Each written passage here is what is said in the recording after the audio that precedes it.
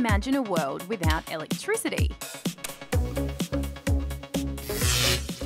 I think it kind of turned into like a post-apocalyptic type of world where people are fighting over batteries. I would have a plan, like I'd try to get all the world's guinea pigs and hamsters and have them running on their little wheels, because I think that would probably work and it would just generate power. Eventually everyone's iPads and computers would eventually run out of power, and you just have millions of children sitting at home just leaning on the couch going, oh. It'll be kind of good because I don't get to do homework, and it'll be bad because I don't get to watch YouTube.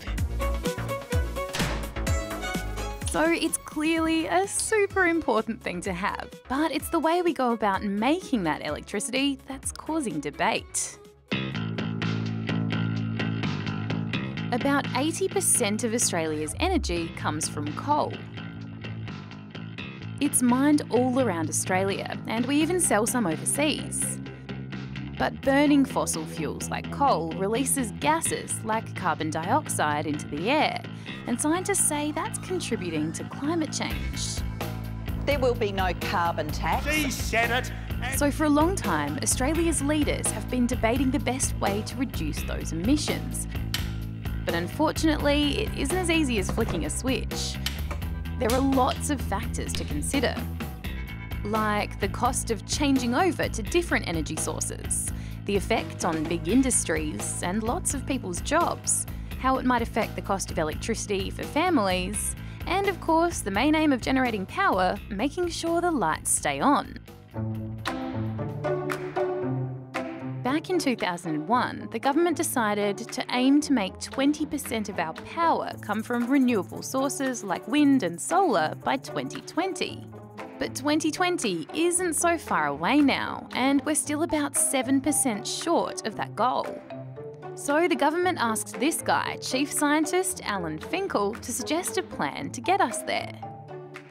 He looked into it and released a big government report called the Finkel Review.